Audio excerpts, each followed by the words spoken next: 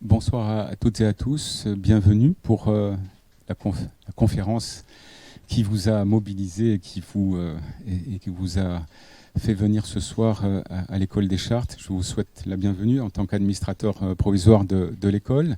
Il me réjouit d'avoir cette opportunité de m'exprimer devant vous quelques secondes, à la fois pour vous souhaiter la bienvenue et pour introduire notre conférencier. Je crois que cela fait partie des meilleurs moments de l'activité d'une direction que d'avoir cette opportunité-là, au fond, d'être le passeur qui introduit une conférence de haut niveau à destination d'un public cultivé, curieux, parce que on conjoint beaucoup de choses ensemble, c'est-à-dire une sorte de cadeau est offert à un public captivé par les questions historiques sous la forme d'une conférence qui s'appuie sur un travail de recherche considérable et qui va vous être présenté, diffracté à travers la conférence qui suivra. Donc on se dit, ben voilà, c'est le meilleur de la recherche d'une institution comme l'École des Chartes qui aboutit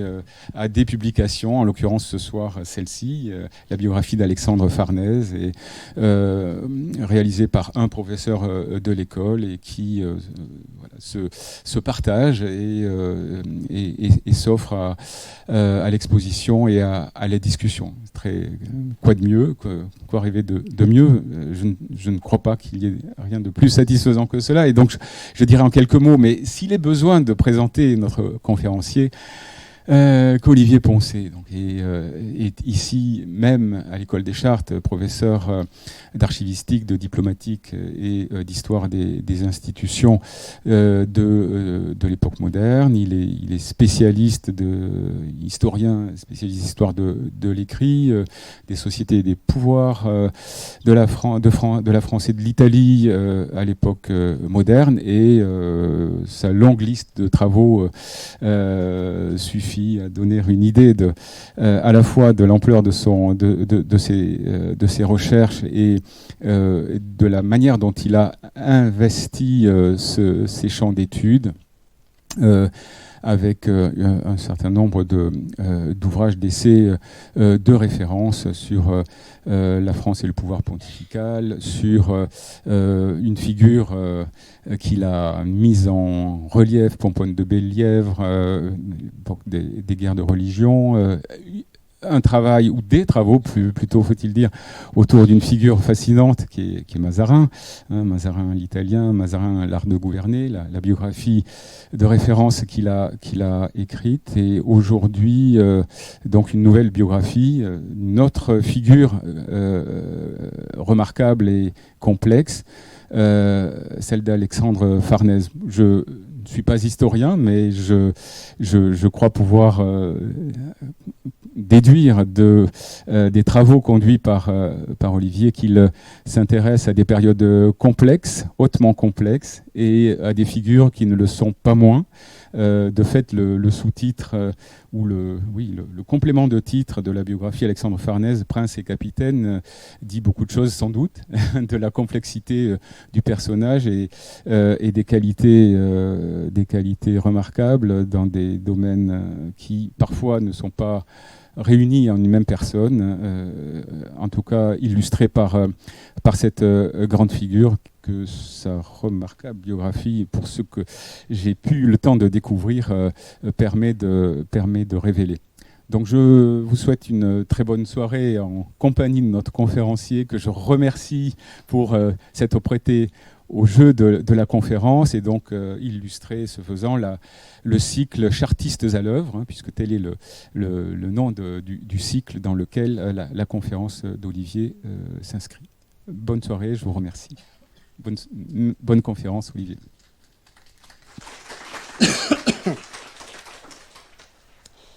Merci beaucoup pour cette aimable présentation, et je suis effectivement moi-même très heureux de pouvoir prendre la parole devant vous sur un personnage qui probablement est largement inconnu de vous tous. En tout cas, je pense que c'est un personnage qui, de mon point de vue, appartient aussi à l'histoire de France, mais qui n'a pas nécessairement été toujours enseigné ni clairement exposé à un public français. Et c'était aussi la raison pour laquelle je me suis penché sur cet homme qui est né en 1545, qui est mort en 1592, dont la vie prend pratiquement place dans ce que nous appelons en France l'époque des guerres de religion.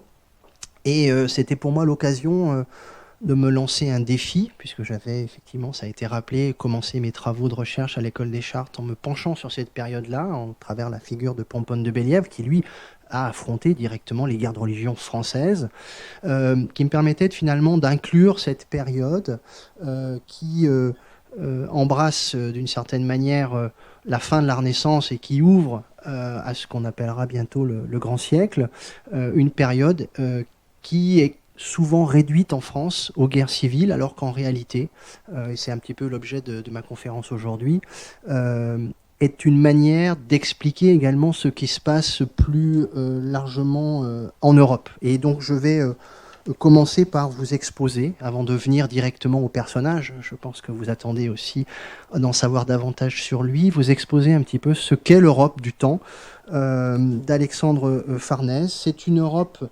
que l'historien anglais John Eliot a qualifié d'Europe divisée, dans un livre éponyme qu'il a publié en 1968, dont il est intéressant de noter qu'il n'a pas reçu nécessairement, ça arrive parfois avec les grands livres, l'audience, en particulier en France, qu'il aurait effectivement dû recevoir.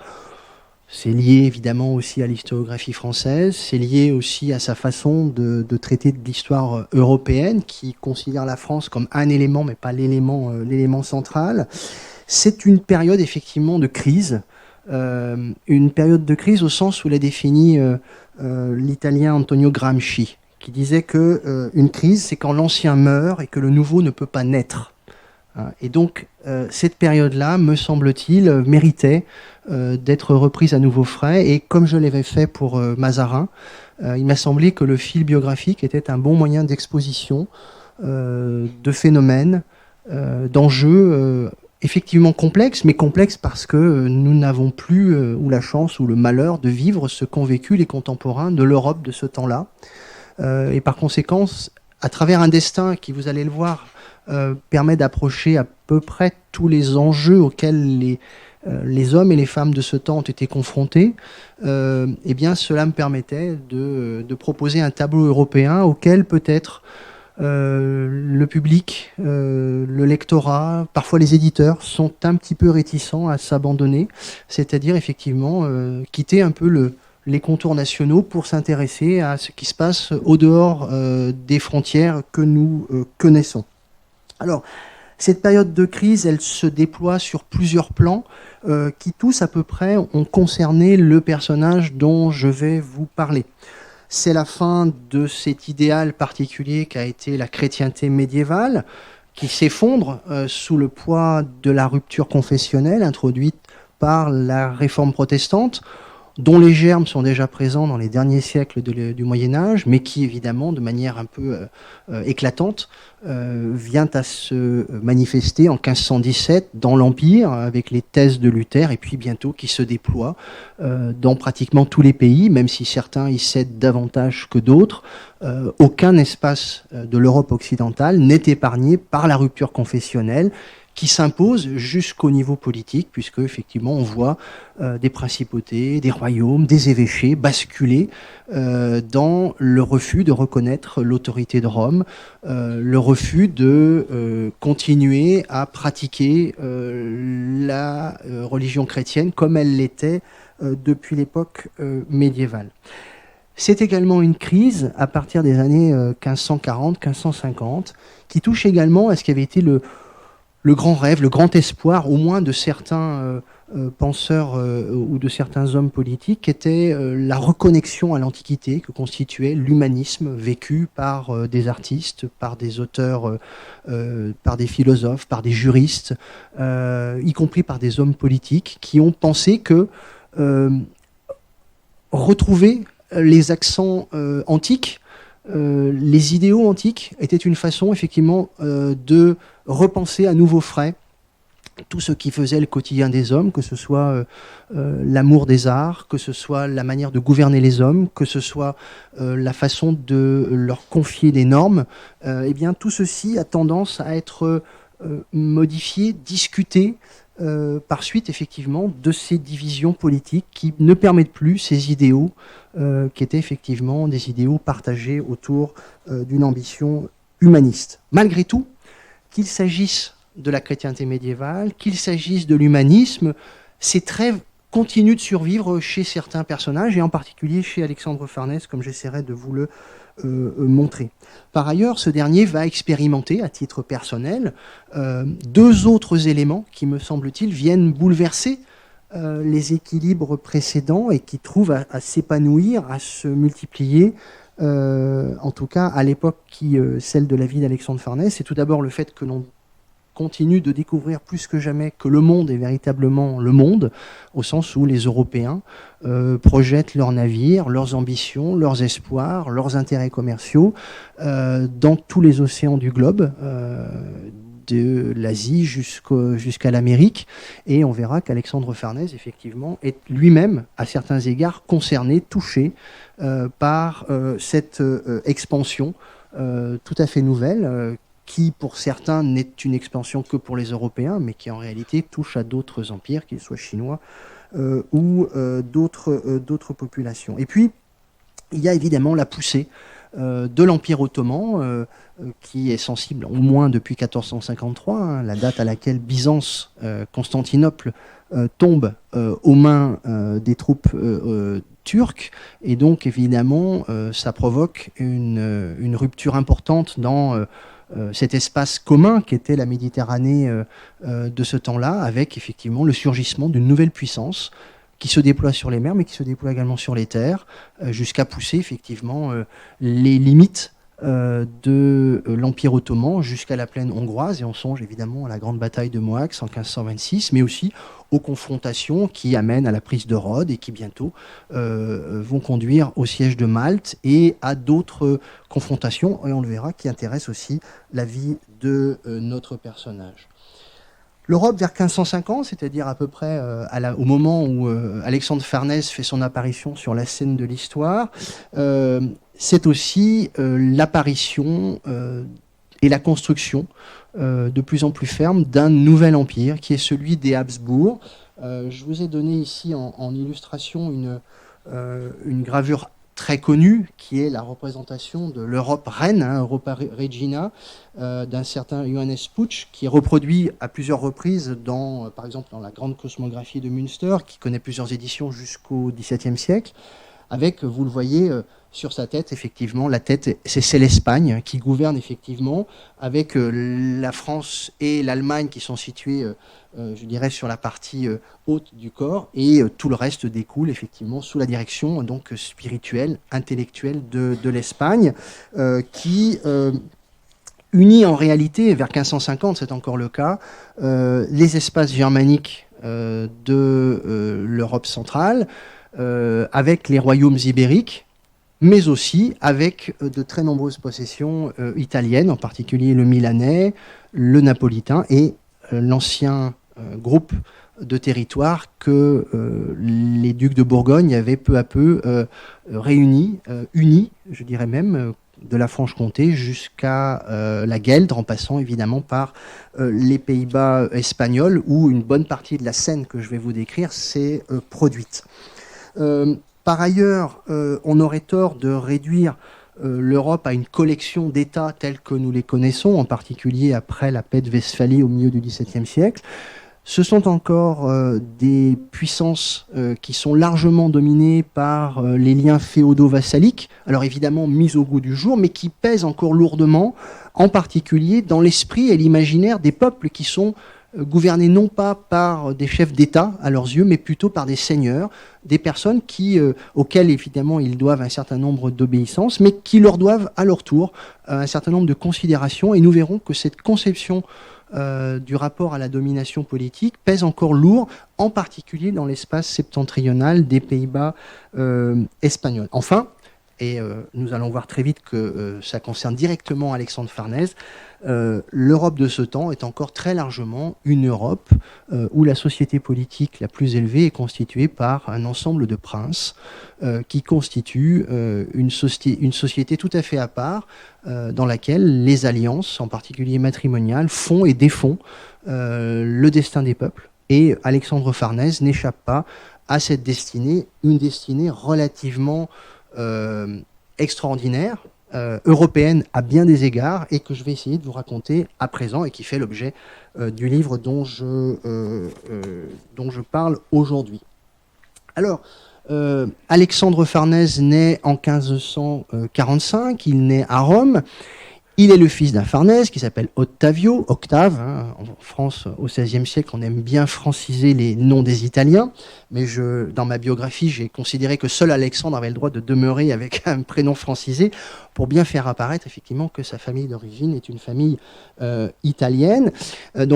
Fils d'Ottavio Farnèse, je reviendrai rapidement sur la biographie de ce personnage. Et sa mère est Marguerite d'Autriche. Alors, ces deux parents, a priori, ne vous disent rien. En réalité, ils représentent des ascendances absolument prestigieuses et pratiquement impensables ou difficiles à concevoir aujourd'hui, dans la mesure où Ottavio est le petit-fils du pape Paul III, qui s'appelle lui-même Alessandro Farnèse, qui a été pape de 1534 à 1549.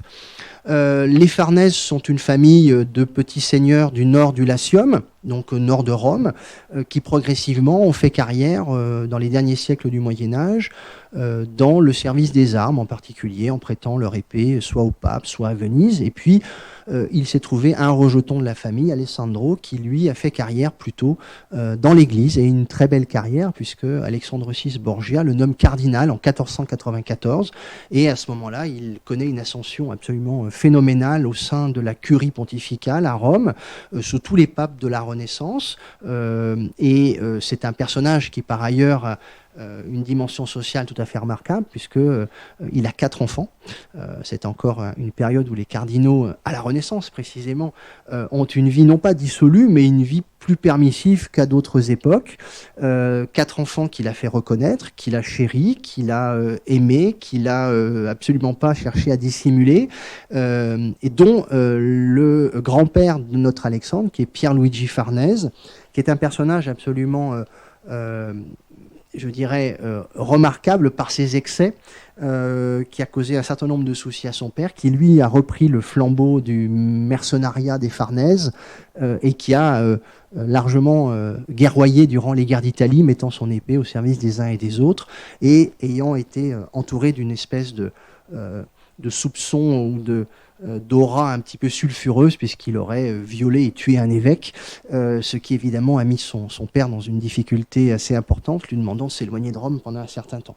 Tout ça pour dire que les Farnèse appartiennent finalement à la meilleure société du temps, et en particulier effectivement par cette ascendance pontificale. Je rappelle que Paul III est probablement l'un des pontifes les plus importants du XVIe siècle. C'est lui qui convoque le Concile de Trente en 1545. C'est lui qui met en place la congrégation de l'Inquisition romaine, le fameux Saint-Office, qui a tant fait pour le maintien et la confirmation de l'orthodoxie catholique dans l'Italie de ce temps.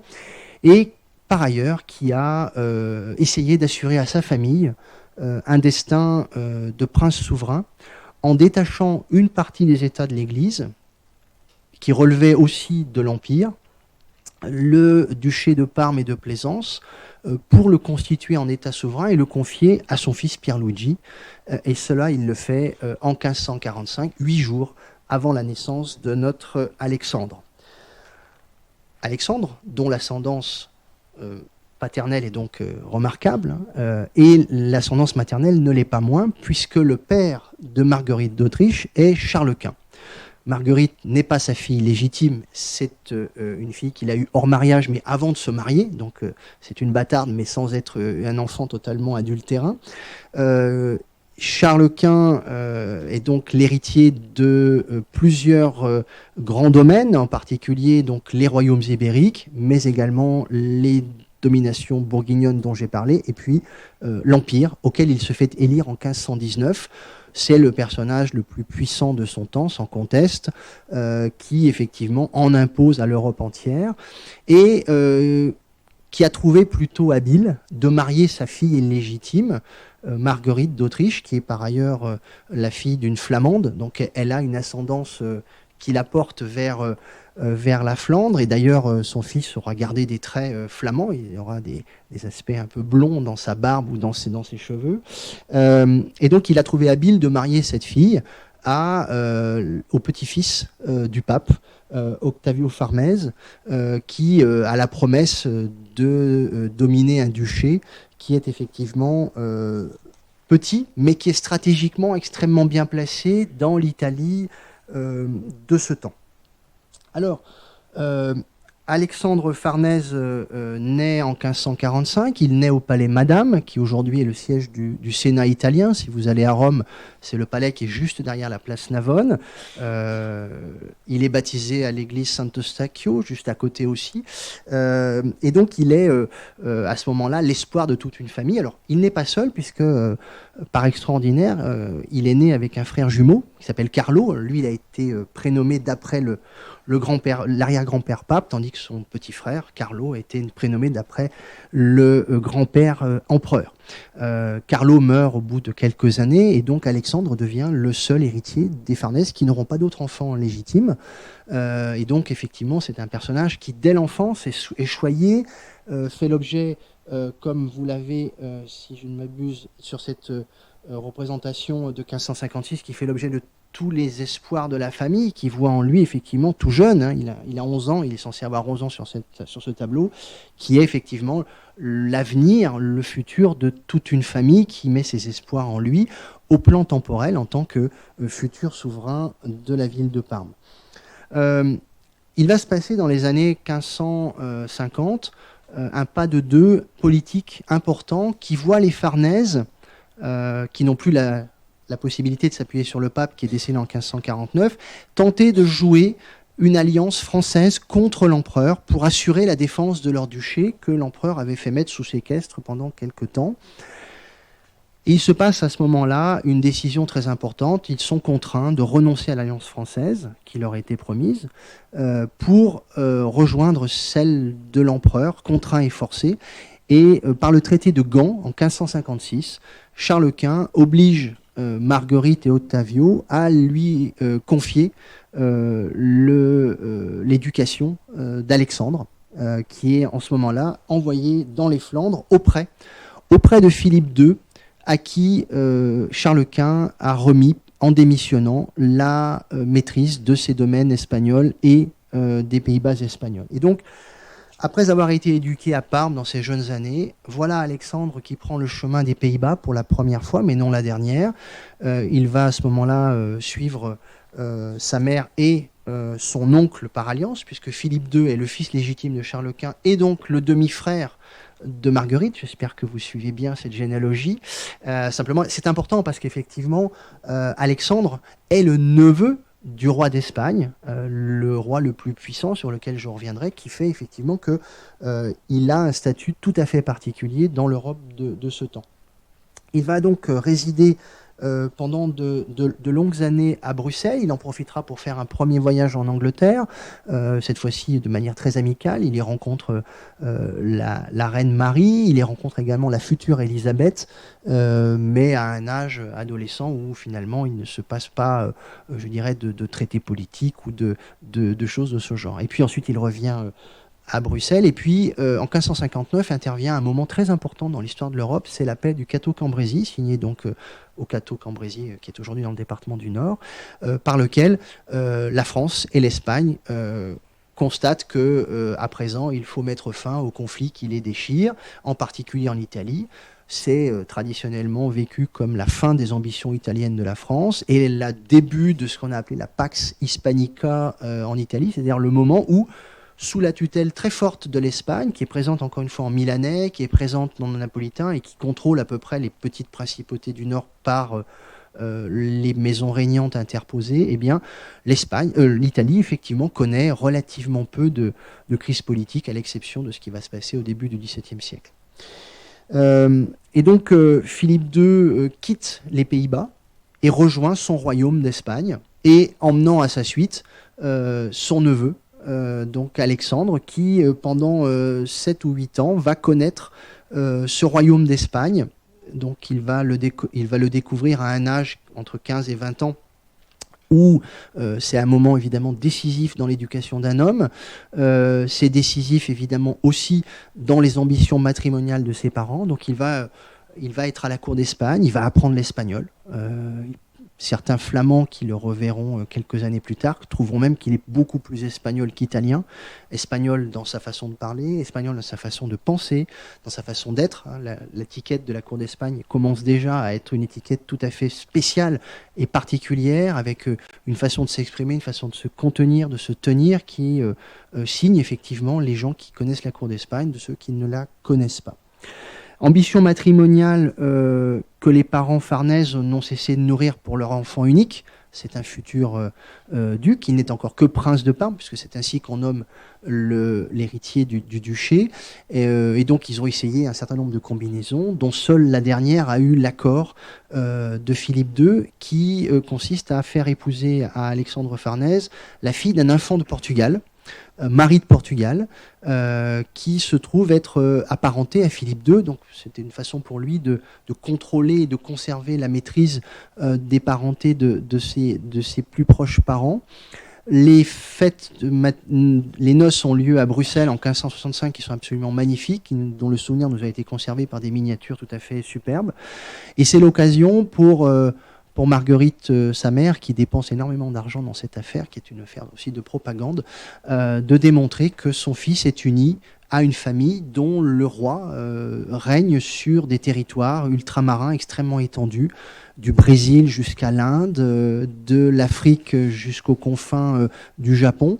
Et on voit dans ces fêtes un déploiement de fastes et d'objets venus des 4 coins du monde qui m'ont fait penser qu'effectivement, il y avait là une forme d'alliance planétaire des Farnèse, qui n'est pas que théorique, puisque en réalité, Alexandre, par son mariage, eh bien, devient un héritier très putatif, mais possible, de la couronne de Portugal. Et donc, chaque parent qui marie ses enfants à cette époque-là à des familles princières a l'espoir que la démographie et les épidémies aidant, eh bien, éventuellement, on pourrait se rapprocher d'une couronne tout à fait remarquable. Après ce mariage, eh bien, les époux regagnent Parme pour une vie sans beaucoup d'enjeux, de plaisir, des fêtes de temps en temps, mais pas grand-chose, et Alexandre s'ennuie. Alexandre s'ennuie et il voit bien qu'autour de lui, le monde connaît des soubresauts importants, en particulier dans l'affrontement que l'Occident chrétien cherche à engager ou à continuer d'engager contre le Turc. Et c'est bien par ce biais-là qu'il va connaître ses premiers engagements militaires. En 1571, par la volonté du pape Pie V, est constituée une sainte ligue qui unit les quelques galères du pape, commandées par Marc-Antonio Colonna, les galères vénitiennes, qui ont, je dirais, dans leurs habitudes d'affronter le Turc pour protéger les protections vénitiennes, et puis les navires du roi d'Espagne qui, à un moment particulier, finissent par unir leurs efforts et à chercher l'affrontement contre le Turc. Et Alexandre fait partie de l'aventure, à un poste très élevé, puisque l'armada mise en place contre les Turcs est commandée, entre autres, par son oncle, qui se trouve en fait être quelqu'un qui a à peu près le même âge que lui, qui est Don Juan d'Autriche, qui est un autre demi-frère de Philippe II, j'espère que vous suivez toujours, qui lui aussi est d'origine flamande, qui est un blond absolument physiquement absolument parfait pour l'époque, et qui effectivement prend sous sa coupe ce neveu qui en fait est plutôt un compagnon de jeu qu'il avait connu en Espagne, et qui l'associe à la direction de l'expédition. Et l'expédition, vous le savez, s'achève par la grande bataille de Lépante, une bataille navale qui met aux prises des dizaines de milliers de combattants, dont certains sont plus célèbres que d'autres, et vous connaissez probablement Cervantes et son Don Quichotte, et Cervantes qui est le manchot de Lépante, puisque effectivement c'était un soldat qui a perdu son bras à la bataille, beaucoup d'autres sont évidemment morts à ce moment-là, et Alexandre, lui, au contraire, se couvre de gloire à la tête de sa galère et revient auréolé d'une réputation de guerrier. Il a 1571, il a 26 ans, et donc ça lui permet effectivement de se positionner par rapport à son père, qui ne lui laisse pratiquement aucune place dans le gouvernement de la petite principauté de Parme. Vont s'ouvrir de nouvelles années sans véritable engagement, puisque Alexandre rate à peu près tous les embarquements qu'il aurait pu avoir, soit pour aller à Tunis, soit pour recommencer une expédition dans le Méditerranée orientale. Et finalement, en 1577, après qu'il ait perdu sa femme, Marie, qui lui a tout de même donné 3 enfants, et par chance pour lui, ils sont tous en bonne santé, 2 garçons et une fille, ce qui est absolument merveilleux pour une famille princière, puisqu'on peut avoir à la fois le guerrier, le futur évêque, et puis une femme que l'on peut marier à une société qui attend des épouses. Eh bien, Marie de Portugal meurt en juillet 1577, et à la fin de l'année 1577, il est appelé aux Pays-Bas par Don Juan, qui a été nommé un an auparavant comme gouverneur général. Et c'est vraiment le moment où il va découvrir finalement ce que sera son terrain quotidien dans le cadre de ces Pays-Bas espagnols, qui s'étendent encore une fois de nos actuels départements du Pas-de-Calais et du Nord jusqu'au nord des Pays-Bas actuels, ce qu'on appelait à l'époque les Provinces Unies, donc la région de Groningen, de la Gueldre. Au bout d'un an, Don Juan décède, et aussitôt Philippe II nomme son neveu Alexandre comme gouverneur et lieutenant général dans les Pays-Bas espagnols, dans une situation absolument terrible sur laquelle je reviendrai. Le pays est pratiquement entièrement soulevé contre le roi d'Espagne, pour des raisons qui tiennent à la fois à une opposition confessionnelle, en particulier dans la partie nord des Pays-Bas, et aussi pour des questions liées en fait au respect de coutumes fiscales qui font que même la noblesse catholique, même les villes catholiques sont révoltées contre le roi d'Espagne. Et donc Alexandre va passer pratiquement toute son existence, le reste de son existence, à guerroyer pour reconquérir, réconcilier ces provinces qui étaient autrefois perdues par le roi d'Espagne. Entre-temps, je vais vite maintenant, mais j'y reviendrai évidemment sur ces questions de conquête. Entre-temps, il est fait duc de Parme en 1586 à la mort de son père. Au début de l'année, il perd sa mère, Marguerite, et en septembre, il perd son père, Ottavio, et donc il devient duc de Parme où il ne reviendra jamais. Il a exprimé le souhait éventuellement auprès de Philippe II de pouvoir quitter ses fonctions, et Philippe II lui a demandé de ne pas le faire. Et donc il va gouverner son duché qui est entre les mains de son fils Ranuccio, qu'il va former à distance. Pendant 6 ans, il va gouverner à distance par correspondance une principauté souveraine qui a fait de lui un duc souverain, mais qui ne peut pas effectivement être présent. Et il meurt en 1592 à Arras, lors d'une ultime campagne qu'il n'a pu terminer dans le cadre des guerres de religion en France, et je reviendrai évidemment là-dessus. Alors, je vais un petit peu plus vite pour tenir un petit peu le délai qui m'est imparti. L'Europe de ce temps-là est une Europe où l'information circule énormément, et tant mieux pour l'historien qui bénéficie ainsi de très grands massifs documentaires, constitués en particulier par des gens qui sont des pôles d'information, qui se trouvent être des personnages proches d'Alexandre à des titres divers. Alexandre a un oncle qui s'appelle Alessandro Farnese, donc qui est le petit-neveu, le petit-fils de notre pape Paul III, qui lui réside à Rome, mais qui a également des possessions en France, qui est vice-légat d'Avignon et qui a des relais très puissants à Naples. C'est un des premiers à être informé de la défaite de Lépante. Et donc Alessandro informe Alexandre de manière assez régulière sur tout ce qui se passe dans cette partie-là de l'Europe. Par ailleurs, un franc-comtois appelé Antoine Pernaut de Granvelle, qui est le neveu d'un autre Pernaut de Granvelle, qui est un conseiller très proche de Philippe II, qui est un cardinal et qui a occupé des fonctions aux Pays-Bas, à Rome, à Madrid, constitue également un informateur précieux pour Alexandre.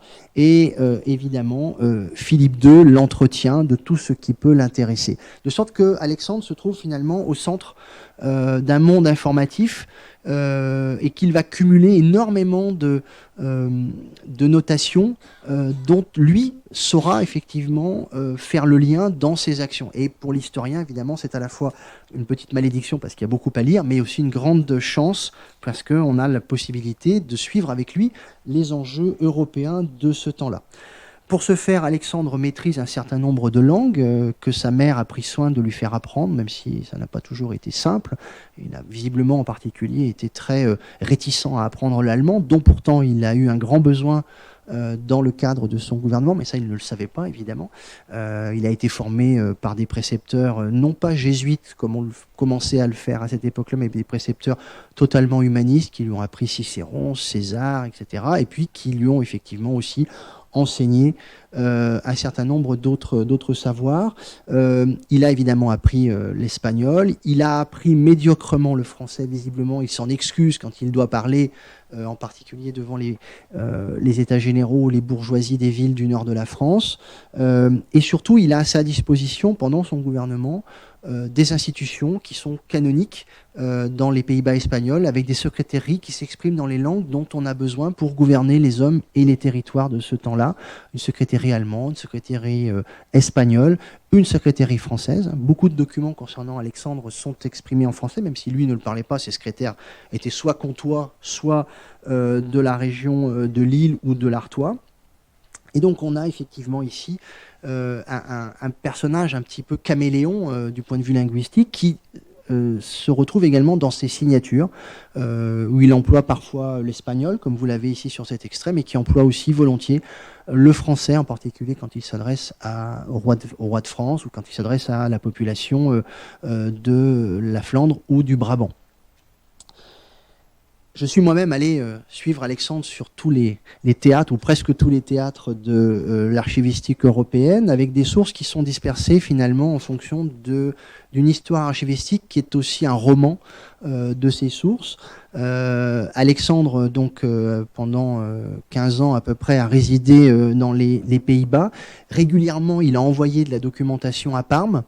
Une partie de ses lettres originales sont également allées en Espagne, et lui-même recevait beaucoup de documentation conservée à la fin de sa vie à Bruxelles. De sorte qu'on avait 3 pôles de conservation, c'est ceux qui figurent en vert, mais que ces pôles ont pas mal circulé. Alors, le pôle espagnol a été dès le départ conservé à Simancas, où il se trouve toujours. Donc c'est le pôle qui a le moins subi de déplacement. Quant aux 2 autres, ils ont connu des fortunes diverses. Les archives de Bruxelles ont été dans un premier temps envoyées en Espagne sur l'ordre de Philippe II à la mort d'Alexandre. Puis en 1598, Philippe II les a renvoyés à nouveau à Bruxelles pour être mis au service des successeurs d'Alexandre. Mais ces archives ont été bientôt mises en danger à l'époque révolutionnaire lorsque les troupes françaises marchaient sur la Belgique. Et donc les Autrichiens, qui depuis 1714 étaient maîtres du pays, ont décidé de les transférer à Vienne, où elles sont demeurées jusqu'en 1867, date à laquelle les Autrichiens ont accepté de les rendre en vertu de traités signés à l'époque du consulat. Donc, comme quoi il faut être patient parfois pour récupérer des documents. Et donc ont été rendus à Bruxelles, où elles se trouvent toujours. Et puis il y a les archives de Parme.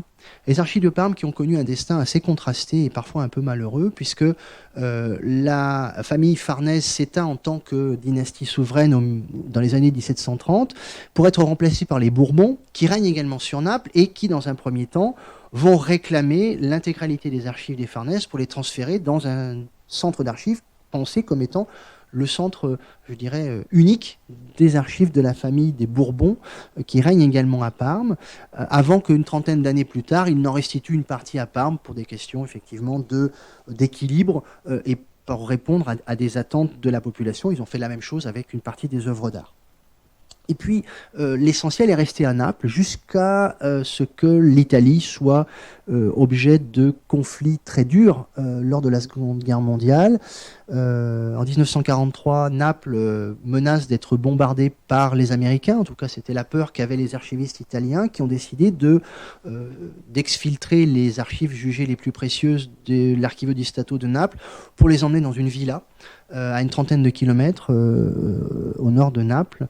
Malheureusement, heureusement, la ville de Naples n'a pas été bombardée, mais malheureusement, une troupe de soldats allemands est passée à proximité de la villa, a demandé ce qu'étaient ces 850 caisses où il y avait entre autres les archives des Farnèse, mais aussi les fameux registres médiévaux des Angevins de Naples. Et menaçant, soupçonnant, ils ont préféré mettre le feu à toutes ces caisses, imaginant que ce pouvait être des documents confidentiels, et donc presque tout, ou pas tout, mais enfin une grande partie a brûlé, de sorte que nous sommes aujourd'hui privés de ce qui pouvait constituer la partie peut-être la plus intime, à savoir la correspondance de Farnèse avec ses parents. Heureusement, une partie de ces sources avait été vue par des archivistes et par des historiens avant 1943, de sorte que je suis allé aussi voir les notes de ces gens-là pour faire l'histoire que je vous raconte. Alors, Alexandre, cela a été dit, je vais sous-titrer ma biographie, Alexandre Farnèse, prince et capitaine. Il est effectivement le capitaine général de l'armée des Flandres, la plus puissante armée de l'époque qui nous occupe. Il n'y en a pas d'équivalent dans toute l'Europe occidentale. C'est une véritable machine de guerre. On a l'habitude de dire que les meilleures armées sont les armées qui ont l'habitude de la guerre. Ce n'est pas forcément les plus nombreuses, mais ce sont les plus aguerries. Le terme d'aguerrissement est quelque chose d'important. Et non seulement l'armée de Flandre est aguerrie, mais en plus elle est effectivement importante. Mais elle est fragile. Fragile en raison en particulier d'un manque chronique d'argent qui entraîne régulièrement des mutineries de soldats, qui a été là vraiment le mal endémique de cette armée, à l'exception du capitanat de Farnèse qui, par son charisme, par ses décisions, a su gagner en quelque sorte la confiance de ses soldats. Il y a une seule mutinerie en 1589, mais qui est plutôt bien gérée par Alexandre. C'est une armée qui ressemble à l'Europe, hein, donc il m'a semblé important d'en parler. C'est une armée cosmopolite à tous les sens du terme. Il y a beaucoup d'Espagnols quand Farnèse arrive, et c'est une des conditions de la réconciliation des provinces catholiques du Sud avec l'Espagne, dont je reparlerai, c'est de chasser les Espagnols, qui sont détestés. Donc Alexandre accepte, mais en réalité ils ne partiront jamais parce que très rapidement après leur renvoi, eh bien, les conditions ne sont plus réunies pour que les provinces du Sud acceptent leur départ, parce que tout simplement les provinces du Nord se sont organisées avec d'autres ressources militaires, et donc on les maintient sur place. Donc beaucoup d'Espagnols qui constituent à peu près un sixième de l'armée, des Italiens, dont un certain nombre viennent du napolitain, mais viennent aussi de Parme. Pour beaucoup d'Italiens de ce temps-là, c'est une première expérience guerrière. Je rappelle que l'Italie est en paix, et donc tous ceux qui décident qui veulent se livrer au métier des armes, eh bien, vont apprendre là où il y a des combats. Et Alexandre leur offre effectivement un terrain presque infini, avec des combats qui ne s'arrêtent jamais. Des Francs-Comtois, pratiquement aussi nombreux que les Italiens, des Anglais, il y en a quelques-uns, de très nombreux Allemands, à peu près un tiers des troupes sont des Allemands, hein, donc l'importance de maîtriser l'allemand ou d'avoir une secrétaire allemande, c'est évidemment très important. Des Wallons, c'est-à-dire en fait des gens qui parlent le français, donc plutôt les provinces du Sud, et tous ces personnages sont commandés par des officiers nationaux. Le seul élément commun à toute cette armée, c'est Alexandre, qui donc doit effectivement maîtriser des cultures différentes et qui doit effectivement harmoniser, articuler des personnages, des soldats qui ont effectivement des ambitions parfois différentes, des habitudes différentes, et qui, encore une fois, ont, auprès d'Alexandre, durant les guerres menées par Alexandre, ont constitué un creuset. Beaucoup de jeunes soldats, de jeunes officiers ont fait leurs armes, Spinola, Bucquoy, qui ensuite seront les grands généraux du début de la guerre de 30 ans. Donc il y a un vrai apprentissage de la guerre et surtout une transmission d'expérience, d'imaginaire qui compte évidemment énormément à ce moment-là. Une des manières d'unifier cette armée, c'est de lui confier des tâches à la mesure de ses possibilités. Et la grande politique suivie, la grande stratégie d'Alexandre, c'est de prendre les villes les unes après les autres. Il faut dire qu'on est dans un pays, un plat pays, comme le chantait Brel. Et donc, effectivement, la seule manière d'avancer ces armées, c'est de conquérir ville après ville, selon un plan conçu par Alexandre qui prend en compte les rivières du pays, hein, qui, vous le savez, vont pratiquement toutes à l'horizontale vers la mer du Nord, en partant de la partie, je dirais, rhénane du pays. C'est une guerre très usante, très difficile. C'est une guerre d'attrition. Alors je pense que depuis 2022, on a tous appris ce que c'était qu'une guerre d'attrition, c'est-à-dire qu'en fait, l'emporte celui qui a le plus d'armes, qui a le plus de munitions, qui a le plus de temps.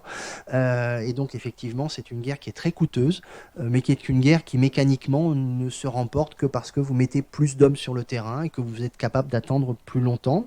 De sorte que Alexandre, qui analyse tout cela avec beaucoup de soin, doit parfois recourir à d'autres méthodes pour épargner ses hommes, pour gagner du temps, pour prendre de vitesse un adversaire. Et donc, il n'hésite pas à dépenser de l'argent, à promettre des gouvernements à des gens pour qu'ils rendent les villes, à négocier avec des bourgeoisies qui comprennent que tout cela est perdu, mais qu'on a plus avantage à négocier tout de suite que d'attendre plus tard. Et parfois, il doit mettre en place des moyens extraordinaires, en particulier la prise d'Anvers, qui en 1585 est le chef-d'œuvre qui a consacré le génie militaire d'Alexandre, qui a employé pour ce faire à la fois de très nombreux moyens matériels. Il a fait fabriquer un pont absolument énorme qu'on appelait le pont Farnèse, qui permettait en fait de barrer la route aux bateaux d'approvisionnement de la ville assiégée entre la mer du Nord et le cours du Rhin. Et donc effectivement, il a là empêché la ville d'Anvers de tenir assez longtemps, et grâce à des ingénieurs extrêmement éprouvés, provenant d'Italie en particulier. Et donc, c'est quelqu'un qui a su démontrer à peu près à chaque étape de sa carrière militaire qu'il était capable de jouer sur tous les plans. C'est également une armée européenne que Alexandre solidifie par un surcroît d'encadrement religieux en créant une aumônerie, une mission aux armées qu'il confie à son confesseur, un jésuite nommé Thomas Sailly, qui permettent de socialiser les soldats qu'il a sous ses ordres et de leur conférer finalement une unité autour de cette vision très, très religieuse de la guerre. Une guerre qui, après avoir été très longtemps pensée selon les canons de Thomas d'Aquin sur la question de la guerre juste, déplace finalement le droit à la guerre au droit de la guerre, avec ce qu'on peut faire en cas de conflit militaire, avec l'idée que les massacres sont possibles s'ils sont limités, s'ils sont exemplaires, et non pas une méthode de terreur imposée aux populations. Et Alexandre a laissé faire des sacs, dont je vais reparler rapidement. Alors j'ai qualifié les Pays-Bas de grand jeu d'Alexandre, tout simplement parce que les Pays-Bas sont au centre de l'Europe, et vous avez cette grande gravure célèbre du Leo Belgicus, qui est un petit peu trompeuse parce qu'elle figure dans un ouvrage d'un Autrichien qui s'appelle Michael von Heitzing, qui en fait vit les Pays-Bas, qu'il découvre finalement au cours de sa vie, comme un pays qui ne doit pas se fracturer, de sorte qu'on n'a pas un corps de lion coupé en deux, mais qu'on a bien un seul corps, dont la queue fouette l'Angleterre, les pieds écrasent la France, griffe également le Rhin, et donc qui s'impose en fait à l'ensemble de l'Europe. Et ça, c'est effectivement une vision qu'avaient aussi les Européens et qu'a eu Alexandre de manière très très prégnante au cours de son gouvernement. Son grand jeu, il se déploie du sud au nord. Quand il arrive dans les Pays-Bas aux côtés de Don Juan, la domination espagnole est limitée à peu près à la région de Luxembourg et de Namur, c'est-à-dire le sud-est des actuels Pays-Bas. Et progressivement, Alexandre va jouer sur les deux termes de sa mission, gouverneur d'une part, c'est-à-dire homme d'État, chef politique, et donc personnage attaché aux armées, en détachant dans un premier temps les villes du Sud catholiques au moyen de concessions qui débouchent sur ce qu'on appelle l'Union d'Arras, qui permet effectivement de solidifier cet espace méridional avant de s'attaquer progressivement à des reconquêtes plus larges jusqu'à Dunkerque, et en passant effectivement par l'ensemble de la Flandre. Gand, Bruges sont conquises avec Ypres au cours de l'année 1584, et au début de 1585 Bruxelles enfin, où finalement Alexandre n'a pas beaucoup résidé. Il a toujours été en promenade, si j'ose dire. Et donc on a effectivement ce grand enjeu de reconquête qui se double d'un défi lancé par un personnage célèbre qui est Guillaume d'Orange, appelé également le Taciturne, par le fait qu'on ne savait pas toujours ce qu'il allait penser, qui est un autre Alexandre Farnèse, mais qui lui a choisi de s'associer à la révolte des Pays-Bas.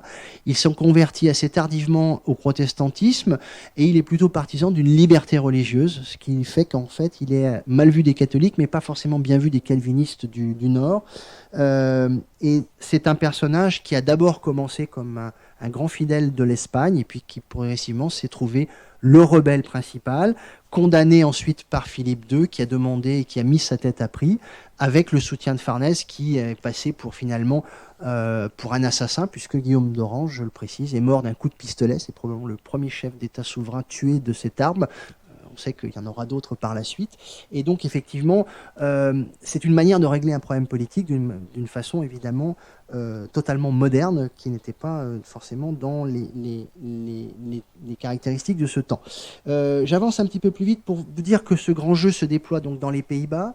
Il se déploie également sur l'Est, donc du côté du Rhin, en particulier pour réduire la rébellion d'un archevêque de Cologne qui s'est converti au protestantisme. Et donc Alexandre porte ses troupes, après les avoir portées sur Anvers, il les porte sur le Rhin, où il conquiert les espaces qui lui sont dévolus. D'une certaine manière, il ne connaît pas la défaite, en tout cas jusqu'à ce moment-là, jusqu'à ce que Philippe II l'engage à détourner ses armées vers un autre projet un peu énorme, qui est la reconquête de l'Angleterre, dominée par Élisabeth Ier, qui donc est la souveraine anglicane, qui gouverne un royaume tout proche des possessions de Philippe II. Et donc Alexandre la connaît depuis 1558, il échange avec elle, elle lui écrit en italien, ils se respectent plutôt, mais tous deux sont plutôt partisans de ne pas engager le fer, parce que Élisabeth sait que son royaume est fragile et Alexandre a besoin de ses troupes pour reconquérir les Pays-Bas. Mais ce n'est pas l'avis de Philippe II, qui décide de monter ce qu'il appelle l'entreprise d'Angleterre, qui débouche sur la mise en place de ce qu'on a appelé l'invincible armada, donc un énorme rassemblement de bateaux contre l'avis d'Alexandre, qui pensait que c'était une entreprise un peu folle, que les Anglais ont qualifié d'invincible armada par ironie, puisque après le combat de Gravelines en août 1588, vous le savez, la flotte espagnole tente d'échapper aux navires anglais et va contourner les îles britanniques par le nord, en passant au nord de l'Écosse et en repassant entre l'Irlande et la côte anglaise occidentale, en y perdant énormément de navires et d'hommes à la suite de tempêtes. Et donc pour Philippe II, c'est une énorme défaite. On en a accusé Alexandre Farnèse, qui, au vu de ce qu'il a fait, en tout cas c'est l'avis des historiens comme Geoffrey Parker, qui est un grand connaisseur de cette période-là, a démontré qu'Alexandre en réalité avait fait ce qu'on lui avait demandé et que ce qui avait manqué, c'était une forme d'articulation entre le gouvernement naval et le gouvernement d'Alexandre.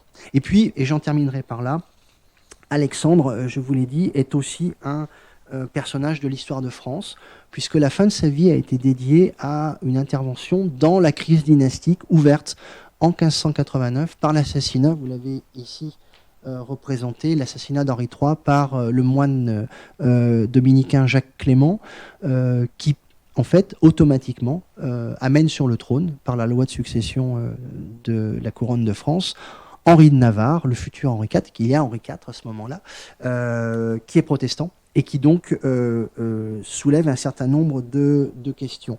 Jusqu'à présent, l'attitude d'Alexandre Farnèse vis-à-vis de la France avec Charles IX, enfin avec Henri III, puis avec Catherine de Médicis en particulier, avait été plutôt correcte. En fait, les deux royaumes n'ont aucun intérêt à s'affronter. Henri III a besoin que Farnèse soit occupé au nord et inversement, Farnèse a besoin que la France connaisse quelques troubles pour pouvoir être tranquille sur son flanc méridional. Et donc il y a un jeu un petit peu, je dirais, cynique entre les deux pour finalement se promettre et se lancer des assauts d'amabilité, alors qu'en réalité chacun est très désireux que ça se passe le plus mal possible de l'autre côté de la frontière. La France soutenant plutôt les entreprises du petit frère d'Henri III, François d'Anjou, qui se pense un destin aux Pays-Bas. Il se fait couronner duc de Brabant, il se fait mettre dehors en 1583 à Anvers parce que les Français ont été un peu maladroits, même très maladroits politiquement. Malgré tout, ça mobilise des troupes d'Alexandre Farnèse. Et à l'inverse, Farnèse soutient les entreprises des Guises avec l'argent de l'Espagne, toujours désireux effectivement que cela se passe en sous-main sans qu'il apparaisse au premier plan. Mais lorsque Henri IV monte sur le trône de France, Philippe II décide d'aider les catholiques rebelles contre Henri IV, donc la portion du royaume de France qui refuse de reconnaître Henri IV comme roi. Et dans ce cas-là, Philippe II non seulement veut les aider, mais éventuellement veut préparer l'accès au trône de France à sa fille, Claire-Isabelle Eugénie, qui aurait constitué effectivement un rapprochement inédit entre les couronnes de France et la couronne d'Espagne, qui est je dirais, le dernier grand projet un peu fou de Philippe II. Et pour cela, il demande à Alexandre Farnèse, par 2 fois, d'intervenir dans les affaires françaises, en déplaçant en réalité une partie de ses troupes pour venir les porter au secours, une première fois, de la ville de Paris, que Henri IV assiège après la grande bataille d'Ivry, c'est celle du panache blanc. Et donc à l'été 1510, Farnèse déplace une partie de son armée pour venir déloger Henri IV de Paris et permettre en fait à la ville de se libérer. C'est une campagne victorieuse. Et donc vous avez ici une gravure qui représente effectivement l'entrée des troupes espagnoles et italiennes sous la conduite de Farnèse dans Paris. C'est une grande victoire symbolique. C'est une victoire qui a également coûté beaucoup à Alexandre, qui sur le flanc nord a perdu une partie des territoires qu'il avait conquis, puisque les Provinces-Unies ont profité du fait qu'il ait dégarni ce front-là pour avancer. Et donc il y a un jeu de vases communicants. On peut gagner en France, mais perdre au nord. Farnèse retourne à nouveau dans les Pays-Bas pour y consolider sa situation. Et puis, à ce moment-là, c'est Henri IV qui assiège à nouveau Rouen. Et donc, on rappelle Alexandre Farnèse, qui n'est vraiment pas d'accord avec cette analyse et qui, en plus, a l'idée que c'est une perte de temps dans la mesure où il l'a compris, au contact des populations des Pays-Bas, que les peuples ont besoin pour être gouvernés, d'être gouvernés par eux-mêmes ou par des gens qui leur ressemblent. Et par conséquent, il a saisi que le projet espagnol serait très mal perçu, y compris par les catholiques qui, sans dire non à Philippe II, traînent un petit peu les pieds pour se décider à laisser couronner la fille du roi d'Espagne. Farnèse est un militaire à ce moment-là, et donc il accomplit l'ordre de Philippe II. Il se rend au secours de Rouen, et là, dernière marque de son génie militaire, il libère Rouen, et pour échapper aux troupes d'Henri IV, aidé par des Anglais qui sont au service du roi de France, il décide de faire traverser toute son armée le bras de Seine qui le sépare d'un terrain plus favorable. Il le fait de nuit à la barbe des Français, et voilà, le soir les troupes espagnoles sont d'un côté, le matin les Français les voient partir de l'autre côté, et ça a été souligné, y compris par des généraux de la fin du 19e siècle, comme probablement le plus bel exemple de génie tactique de Farnèse. Et on retrouve là effectivement l'admiration que souvent les généraux ont pour ceux qui savent faire des retraites réussies, qui souvent est peut-être aussi difficile à faire qu'une bataille. Je terminerai mon propos, ça sera mon propos de conclusion, en évoquant finalement ce qu'a pu être le destin de Farnèse inclus ou inscrit dans une Europe dont vous avez compris que elle promène notre personnage, mais également les ambitions de ce temps sur des terrains très différents. L'histoire de France ne se comprend pas sans Farnèse, elle ne se comprend pas sans l'Espagne, elle ne se comprend pas sans l'Angleterre. C'est un moment particulier où la France, qui évidemment est affaiblie politiquement, est le théâtre des ambitions européennes de tous, et de ce point de vue, c'est important de reconsidérer la présence en particulier de Farnèse dans ce moment-là, dont l'activité finalement peut être relue à l'aune de ce qui constitue finalement une autre façon de penser le monde à cette époque-là, particulièrement quand on essaye de le catégoriser. Est-il bien le neveu du roi d'Espagne? A-t-il sa confiance? Ou au contraire, le roi d'Espagne exprime-t-il une forme de méfiance? les choses ne sont pas si claires. J'ai écrit dans le livre que Philippe II n'était pas le mauvais génie de Farnèse. On aurait pu le penser en regardant la destinée finale, où finalement Farnèse est entraîné sur des terrains qui ne veut pas être les siens, que ce soit l'Angleterre, que ce soit la France, en perdant d'une certaine manière l'avantage qu'il avait sur le terrain des Pays-Bas. Lui-même s'est-il pensé plutôt comme un Habsbourg qu'il était un peu par raccro et par sa mère, ou plutôt comme un Italien qu'il était pleinement par sa famille paternelle? Il est difficile de le dire, puisque évidemment il n'a cessé de songer à l'installation de ses enfants sur le trône de Parme, il n'a cessé de penser son destin comme lié à l'Italie, mais en même temps, une lettre indiquait qu'à la fin de sa vie, il aurait voulu accoler son nom de Farnèse, lui a collé le nom des Habsbourg pour en faire une dynastie plus représentative de ce qu'il était. Et donc, d'une certaine manière, cette solidarité choisie par ses parents en 1556, il l'a complètement adoptée et il la revendique. Ce qui me semble tout à fait intéressant chez Farnèse, c'est que d'une certaine manière, il incarne un modèle de gouvernement des hommes et des armées qui correspond également à la pensée politique la plus répandue, en tout cas dans l'espace politique où il se trouve, à savoir la pensée néo-stoïcienne de Juste Lipse, qui écrit en 1584 une De Constantia, qui est partisan d'un gouvernement qui reflète finalement ce qu'a été Farnèse au quotidien. Un individu maître de ses émotions, et c'est vrai que dans les lettres, les nombreuses lettres que j'ai pu lire de Farnèse, il y a rarement de notation proprement d'effondrement moral ou d'épuisement dans la croyance qu'il peut avoir du soutien des uns ou des autres, qui est très rationnel dans ses décisions. Tout est argumenté chez Farnèse. À chaque fois, on fait ceci pour cela, ou parce que l'on sait ceci, ou parce que l'on sait cela.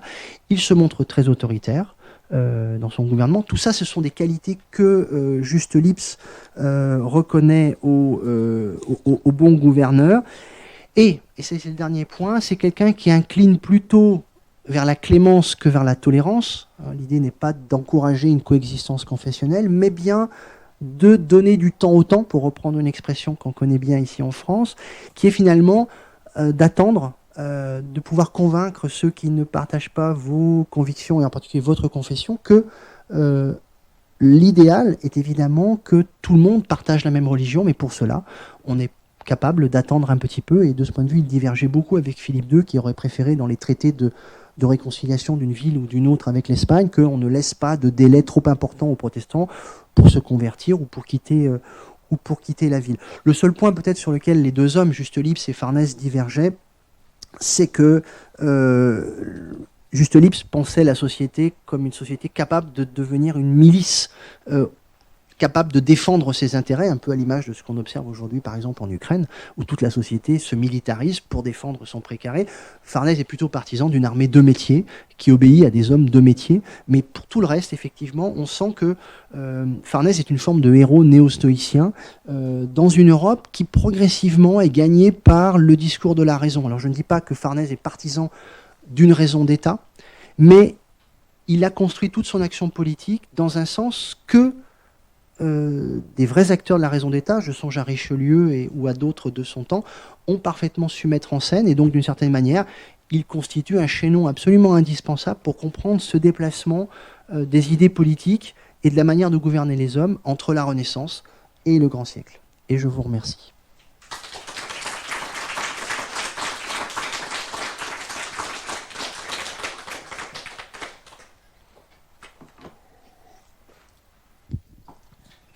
On va prendre... Bon, petit problème de micro. On va prendre quelques questions du public, si quelqu'un veut se lancer. Bonsoir, merci et félicitations. J'ai lu votre livre. Il y a deux points très différents que je voulais évoquer. Vous en avez un petit peu parlé. Je suis un peu intrigué par le statut des bâtards parmi ces familles princières, où le fait de cette naissance naturelle illégitime n'a pas l'air d'être un handicap très important pour des carrières les plus brillantes ou pour les mariages ou les unions les plus brillantes. Et évidemment, le cas extrême, c'est les 4 enfants de Paul III. Mais enfin, deuxième question très différente. En tant que gouverneur des Pays-Bas, Alexandre Farnèse est également gouverneur de la Franche-Comté, de la comté de Bourgogne. j'ai pas connaissance qu'il y ait jamais mis les pieds. Il est vrai que les guerres de religion n'ont pratiquement pas touché la Franche-Comté. Donc, quelle était la relation entre Farnèse et la Franche-Comté? Vous citez notamment un certain Richardot. Voilà. Merci beaucoup pour vos deux questions. Alors, tout d'abord, sur la question des bâtards, effectivement, j'entraîne dans mon ouvrage, parce que moi aussi, c'est une question qui m'a évidemment questionné. Je vais vous dire que j'ai commencé de l'affronter quand j'ai fait ma thèse à l'école des Chartes sur Pomponne de Bellièvre, qui avait aussi un bâtard. Une bâtarde, plus exactement. Donc, c'est pour vous dire simplement que ça ne concerne pas uniquement la haute société, la société des princes, mais de manière générale, les enfants illégitimes existent dans la société, ils sont plutôt bien traités. Bellièvre avait assuré une dot à sa fille illégitime pour qu'elle s'installe et qu'elle ne soit pas, voilà, évidemment, était moins bien traitée que ses filles légitimes, mais en tout cas, il n'a pas délaissé, il n'a pas abandonné la mère et sa fille. Et là, il en a pris soin, ce qui prouve effectivement que c'est pas une tâche, une macule impossible à effacer. Et du reste, il est prévu dans les différentes lettres royales que le souverain peut délivrer en France, des lettres de légitimation qui sont là en fait pour assurer la relégitimation précisément d'un enfant qui pourra ensuite succéder normalement à son père, et ça ne concerne pas uniquement la noblesse. Hein, voilà. Donc ça, c'est un premier point. Il y a quand même des plafonds de verre que Farnèse a éprouvé lui-même, que du moins ses parents ont éprouvé pour lui. C'est que la bâtardise, elle n'est pas reçue de la même façon partout. Et en particulier dans la famille impériale, donc le frère Ferdinand, le frère de Philippe II, qui règne, donc qui est empereur à la suite de son père Charles Quint, qui fait clairement comprendre à Philippe II que c'est pas la peine d'insister, que il sera impossible de marier Alexandre Farnèse avec une archiduchesse d'Autriche, une de ses filles, parce que précisément sa mère est une bâtarde, quoi que ce soit la fille de son propre, enfin que ce soit sa demi-sœur. Donc il y a des pays où c'est plus ou moins accepté, surtout des milieux où il ne faut pas de tâches, et en particulier dans les milieux de la noblesse allemande, dont on sait qu'elle est extrêmement soucieuse de pureté. C'est dans les chapitres nobles de l'Empire, et en particulier, on en connaît quelques-uns en France, Remiremont, Strasbourg et autres, que les conditions d'accès sont les plus draconiennes, puisqu'on y exige 24 quartiers de noblesse, alors qu'on n'en exige pas autant dans d'autres lieux. Donc il y a une sensibilité à l'illégitimité qui est moindre dans certains milieux nobiliaires en particulier. Mais en tout cas, pour le reste, je parlais de la Renaissance, il y a aussi une sensibilité différente selon les périodes, évidemment. Ce cas-là de papes qui ont des enfants, on le retrouve encore sous Grégoire XIII, qui règne de 1572 à 1585, qui a un fils. Alexandre Farnèse, le cardinal, oncle de notre cardinal et le petit-fils de l'autre pape, a également une fille, Clélia, dont il a pris soin. Il y a un livre qui est paru récemment de Giulia Fragnetto sur cette fille qu'il a mariée. Enfin, c'était sa seule enfant, et donc il s'en est beaucoup occupé. Donc, il y a l'idée quand même qu'effectivement, les choses sont pas... ça vous condamne pas, et ça n'est pas quelque chose de rédhibitoire dans la société de ce temps-là. Sur la question de la Franche-Comté, vous avez raison. Il est gouverneur des pays d'en deçà et d'en delà, et donc aussi de la Franche-Comté. Alors, il n'y a pas été lui-même, il l'a traversé, mais il n'y a pas été résident.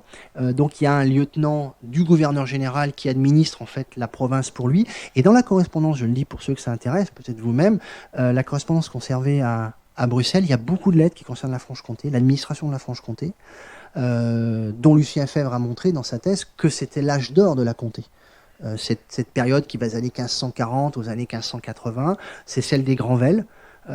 Si vous allez à Dole, si vous allez à Besançon, il y a des grands hôtels qui ont été construits à ce moment-là.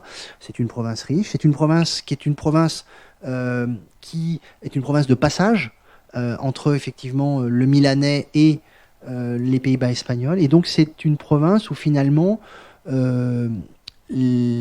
qui n'a pas posé pas trop de problèmes, je dirais, à Farnèse. Heureusement pour lui, il n'a pas eu trop à s'en occuper, mais il était très informé de ce qui s'y passait, et sa secrétaire française lui permettait effectivement de dialoguer avec la comté. Donc il y a effectivement beaucoup de documents, et Farnèse était très au courant de ce qui s'y passait. Et en effet, dans son entourage, vous avez parlé de Jean Richardot, il y a des comtois, pas toujours acceptés par les Espagnols du reste, et Richardot est un de ses plus proches conseillers. C'est lui qui fait le lien avec la cour d'Espagne, en particulier quand il s'agit de défendre les intérêts de Farnèse auprès de Philippe II vers la fin de sa vie. Et Richardot est un très grand diplomate, c'est lui qui négocie la paix de Vervins, qui met fin à la guerre entre la France et l'Espagne à la fin du XVIe siècle.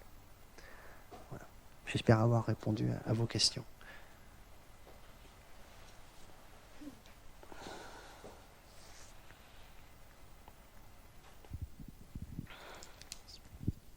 Bonsoir, merci pour la conférence qui était passionnante. J'ai une question assez simple. Alors peut-être que vous n'aurez pas la réponse parce c'est pas évident du point de vue des sources, mais je voulais savoir si Farnèse était perçu localement par les habitants des Pays-Bas comme un Espagnol, c'est-à-dire comme un oppresseur, puisque vous avez évoqué effectivement la détestation que soulevaient dans la population les soldats venus de la péninsule ibérique, ou est-ce qu'il était perçu comme un Italien, ou encore du point de vue de son histoire familiale comme un local, puisqu'en fait il est d'origine je sais pas quel est le gentilé, comme Charles Quint, il est originaire de Bruxelles, de cette région-là. Donc comment est-il perçu dans les mentalités par les locaux? Merci beaucoup. Oui, c'est une très bonne question. Effectivement, il y a la manière dont Farnèse, lui, se laisse présenter volontiers. Donc, sa mère est née à Audenarde, donc c'est un petit peu au sud de Bruxelles, à une cinquantaine de kilomètres de la frontière française aujourd'hui. Donc, elle est flamande. Et lui, dans ses discours, parfois, va dire aux gens « Je suis de votre pays ». Donc, il y a une volonté, si vous voulez, de captatio benevolentia en disant « Mais je suis des vôtres, je vous comprends, puisque moi, je viens de chez vous ».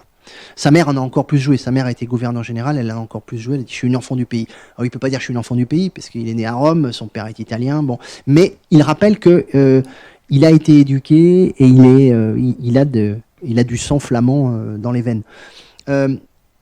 Pour la noblesse locale, il est vraiment perçu comme un Espagnol quand il arrive. Il parle espagnol, il a un comportement espagnol. Mais assez rapidement, il va jouer sur cette multiple apparence. Et au bout d'un moment, il est d'abord Farnèse. Et puis, quand il devient duc de Parme, les correspondances parlent de lui comme Parme, ou Parma, selon les correspondances. Donc, il y a un effet d'italianité qui, en fait, est dû au fait que tout d'un coup, il est duc souverain de Parme. Donc, on rappelle, en fait, en l'appelant Parma, que c'est un Italien. Mais les populations, effectivement, l'ont perçu parfois comme une calamité, parfois comme quelqu'un qui les sauvait d'une certaine détresse économique. Il est clair que un homme de guerre qui ne cesse à la fois de faire la guerre et de lever des impôts pour financer le siège suivant ne peut pas avoir une image extrêmement positive. Toutefois, les populations de ces pays-là ont connu d'autres gouverneurs, et je pense au duc d'Albe, qui ont fait preuve de beaucoup plus de dureté. Et donc il est nécessairement comparé à d'autres qui l'ont précédé. Et d'une certaine manière, ce qu'apprécient en particulier les élites, sur celles qui probablement s'expriment le plus volontiers, c'est qu'en réalité, il a permis une forme de renaissance économique. Il est très attentif, en fait, quand il fixe des buts de guerre, pour prendre une ville plutôt qu'une autre, à tenir, par exemple, tout un cours d'eau pour faciliter la navigation des marchandises et assurer une forme de prospérité économique retrouvée. Et donc, essayer de se mettre un petit peu dans la poche, si vous me passez l'expression, ces élites négociantes qui ont besoin de renouer avec une certaine prospérité économique. Et donc, d'une certaine manière, sans être totalement adoré ou adulé, il est moins détesté. Mais il a été, pour certains, effectivement, une forme de calamité. Je n'ai pas parlé, mais le siège de Neuss, dont vous avez une gravure tout à l'heure sur la diapositive, qui a lieu en 1586, est un sac mené de manière tout à fait terrible, où 2000 personnes sont tuées en 2 jours. Il a réussi à protéger quelques femmes, quelques enfants et quelques ecclésiastiques, mais c'est à peu près tout. Et donc l'idée était de terroriser les populations aux alentours pour qu'ils se soumettent. Donc il y a une dureté de la guerre qui n'est pas forcément quelque chose que les gens découvrent. Ils sont habitués à cela, mais il est clair qu'il est le fauteur de troubles de ce point de vue-là. Mais voilà, il a une image un petit peu partagée, et quand il arrive à nouer cette union d'Arras dont je parlais tout à l'heure, toutes les villes catholiques du Sud sont farnésiennes d'une certaine manière. Donc les ennemis sont devenus effectivement soit les Français qui prennent Cambrai, soit les Provinces-Unies qui lancent à l'assaut des lignes espagnoles leurs propres armées. Et donc voilà. Mais c'est une Europe divisée, et c'est aussi probablement une population divisée quant à l'appréciation du personnage. Mais c'est une vraie question qui se pose. Je dirais simplement que lui n'a pas usé et abusé de l'image politique sous forme de gravure ou même sous forme de relations. Il y a quelques ouvrages qui paraissent après quelques batailles importantes, mais dans l'ensemble, on n'a pas une propagande qui viendrait essayer de s'opposer finalement à une image déplorable. Voilà, c'est un personnage que même ses ennemis trouvent finalement plutôt honnête dans ses négociations et qui tient sa parole. Quand il dit qu'il va épargner, il épargne. Et quand il dit qu'il va massacrer, il massacre. Voilà, pour le dire vite.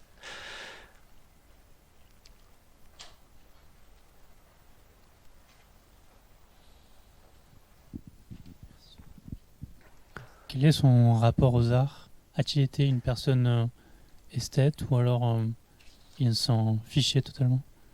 Alors, si on s'en tient aux sources, on pourrait dire qu'il s'en fiche, mais en réalité, ça n'est sans doute pas le cas. Son rapport aux arts nous est relativement inconnu. Et si vous lisez mon livre, il n'y a pas grand-chose. Je plaide l'ignorance en raison des sources, et je ne suis pas le premier, enfin aucun de mes prédécesseurs, parce que j'ai quand même beaucoup utilisé les travaux de mes collègues historiens. J'ai essayé vraiment de les valoriser parce qu'ils ont beaucoup travaillé sur la question. Nous ne possédons pas de sources qui serait un inventaire de ses tableaux, qui serait un inventaire de son trésor, des biens qu'il possédait. Tout ça, à mon avis, se trouvait à Naples et a probablement disparu dans l'incendie de 1943. Ensuite, c'est quelqu'un qui n'a pas eu le temps de beaucoup fixer sa cour. Donc, je l'ai dit, il prend Bruxelles en mars 1585. Et dès le mois suivant, il est à Anvers pour faire le siège de la ville. Et ensuite, effectivement, il a connu des déplacements sur le Rhin, puis vers Dunkerque ou Gravelines pour prendre l'Angleterre, puis après vers la France. Enfin bref, il a effectivement sans cesse sillonné ces régions, sans beaucoup se fixer. S'il est resté 4 ou 5 mois de suite à Bruxelles, c'est vraiment le maximum. Il a plutôt fait des séjours assez courts. Donc il a une cour importante, mais on n'a absolument pas connaissance de sa collection de tableaux, qui ne semble pas avoir été très importante. En tout cas, s'il en est resté quelque chose, on n'en a pas beaucoup de traces. Il y a quelques tableaux de lui qui ont été peints, mais d'abord pas par des artistes de grand renom. J'en ai montré un qui est vraiment pas, qui est plutôt documentaire qu'esthétiquement intéressant. Par rapport à sa mère, il y a clairement une différence effectivement dans l'approche des arts. Donc je ne dirais pas qu'il a négligé cette dimension. Mais dans l'état actuel des sources, on ne peut pas en dire grand-chose de plus. Je suis désolé de décevoir, j'ai moi-même été déçu de ne pas pouvoir approcher plus cette dimension. Mais clairement, je peux dire au moins que ce n'est pas une priorité pour lui, en tout cas dans le moment qu'il vit. Je ne veux pas dire qu'il ne vit pas fastueusement, qu'il n'aime pas le luxe. Quand on voit ce qu'il emporte à l'épante dans sa chambre avec c'est de la vaisselle d'argent et d'or, donc il aime ce faste, mais il est clair qu'il n'a pas beaucoup de temps à y consacrer. Ouais, tout à fait.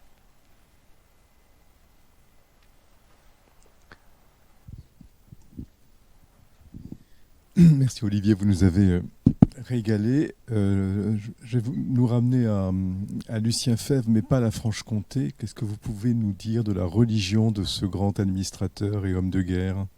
Alors, un article qui était très aimable à l'endroit du livre qualifiait Alexandre de dernier croisé, paru dans le Figaro, et sous la plume de Jacques de Saint-Victor. Je ne dirais pas que c'est le dernier croisé, je pense que ce n'est pas non plus un guerrier de Dieu, au sens où l'entendait Denis Crouzet. C'est assurément un catholique tridentin qui pense que le salut des hommes passe par le catholicisme, la croyance en Dieu. Donc la mission qu'il met en place dans l'armée qu'il commande a un premier but qui est vraiment de socialiser le soldat et de lui imposer une discipline morale. Mais c'est aussi pour lui probablement une manière de marquer son attachement à cette religion. Dès qu'il prend une ville, il la recatholicise en changeant éventuellement ou en instaurant un nouvel évêque quand il y a un évêché, en établissant un collège plutôt de jésuites, mais pas nécessairement, en rétablissant des couvents de dominicains, enfin plutôt des ordres spirituels très, très intellectuels, et en favorisant d'une certaine manière effectivement l'exposition publique du catholicisme par des processions, par une reconquête des places, en instaurant des statuts, etc. Donc il y a un vrai souci de seconder sa reconquête par une recatholicisation. D'ailleurs, les Belges considèrent qu'il a créé la Belgique moderne, c'est-à-dire cet espace catholique face aux Pays-Bas protestants. C'est un croyant, mais dans sa correspondance, il n'y a pas un excès de religiosité, de dévotion. Il a un confesseur jésuite, mais je dirais que c'est pas un classique, mais dans cette époque-là, c'est pas quelque chose de tout à fait surprenant. Il accorde le temps qu'il faut effectivement à ses exercices spirituels, mais sans aller très très loin. Et on a le sentiment effectivement que voilà, c'est un Italien de ce point de vue, pour qui le catholicisme n'est même pas une question. C'est la religion qu'il faut avoir, un point, c'est tout. Et donc, effectivement, il seconde le programme de réforme et de contre-réforme catholique, parce que c'est un enjeu de confrontation dans cette Europe, effectivement, où la confession est aussi un argument d'adhésion à un pouvoir politique. Et de ce point de vue, quand on voit la manière dont il en discute avec Philippe II, on sent bien que la religion, c'est important, mais que ça ne doit pas empêcher la réconciliation politique. Et que pour lui, c'est ça qui prime. Une fois qu'on aura réconcilié les hommes avec la puissance politique, on se chargera évidemment de les catholiciser ou d'écarter le danger hérétique. Mais c'est plutôt dans ce sens-là, je pense que ça fonctionne. Donc sans aller jusqu'à la tolérance, qui est plutôt une pensée très originale d'Henri IV, qui est plutôt un réalisme qui s'impose à lui-même dans la fin des guerres de religion. La pratique de la clémence qui a été démontrée et qu'on voit exprimée dans ses lettres, pour marquer d'une part que c'est lui qui l'accorde, donc ça c'est pas une négociation, ça ne se négocie pas, mais lui l'accorde volontiers. Il y a l'idée que voilà, on fait le pari de l'avenir. À Anvers, par exemple, il a donné 4 ans aux bourgeois d'Anvers pour quitter la ville s'ils sont protestants, et il était prêt en fait à négocier de proroger la date limite. C'est Philippe II qui a refusé, et donc on a vu Anvers se vider de sa population protestante et assurer d'une certaine manière le futur siècle d'or hollandais, parce qu'effectivement tous ces orfèvres, ces fabricants d'armes, ces banquiers sont allés enrichir les bourgeoisies des villes de Leyde, d'Amsterdam, de La Haye pour un siècle. Et donc je qualifiais Anvers d'une victoire à la Pyrrhus, parce qu'il prend la ville mais il perd en fait je dirais la saveur et la verve de la meilleure bourgeoisie de la ville. Voilà. Merci beaucoup. Maintenant, alors, c'est la toute dernière. Ah oui, très bonne question, parce qu'effectivement, je vous ai montré son... alors, il est mort en 1592, donc il est mort à 47 ans, épuisé. Bon, vous l'avez compris, il a guerroyé pendant la moitié de sa vie à peu près, donc ça veut dire beaucoup de cheval, ça veut dire beaucoup d'épuisement. Comme beaucoup de gens de cette époque, d'un certain niveau social, il est atteint de ce qu'on appelle la goutte, c'est-à-dire qu'il mange une nourriture trop riche. Il a des problèmes également d'estomac, il a beaucoup de maux divers. On dispose d'une autopsie réalisée par son médecin personnel qui est envoyée à son fils, et qui montre effectivement qu'il a énormément de difficultés à se mouvoir. Il fait des cures très fréquentes dans les années 1589-90. Il va à Spa en particulier, qui est une ville d'eau, comme vous le savez. Il fait beaucoup de cures pour se remettre parce qu'il est absolument épuisé.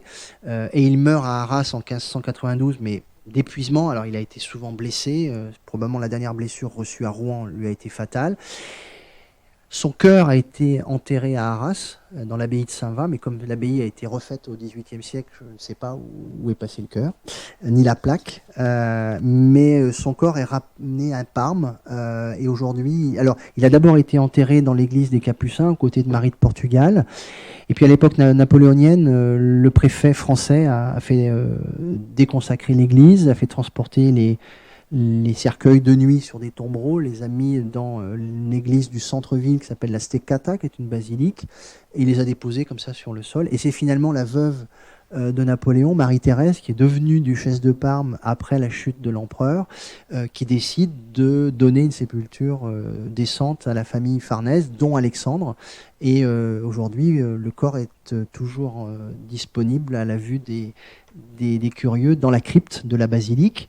Je signale pour l'anecdote qu'à l'époque du Covid, alors qu'il y avait du temps dans les laboratoires de la gendarmerie locale, on a réouvert le tombeau d'Alexandre et on a fait un cold case, c'est-à-dire qu'on a analysé la dépouille mortelle pour savoir si Alexandre avait été... d'abord si c'était bien lui, et ensuite s'il avait été assassiné, empoisonné, parce qu'effectivement à la fin de sa vie, Philippe II l'avait pris en grippe et était prêt de le démissionner. Et c'était bien lui, c'est bien Alexandre. On a retrouvé la trace de toutes les blessures et on s'est appuyé sur la description de son médecin. Et donc on sait que c'est bien Alexandre, avec un très beau tombeau, très simple, en marbre de Carrare, où il est écrit Alexander, voilà, de manière très simple. Donc on sait que c'est lui. Et voilà l'histoire d'Alexandre qui se termine à Parme.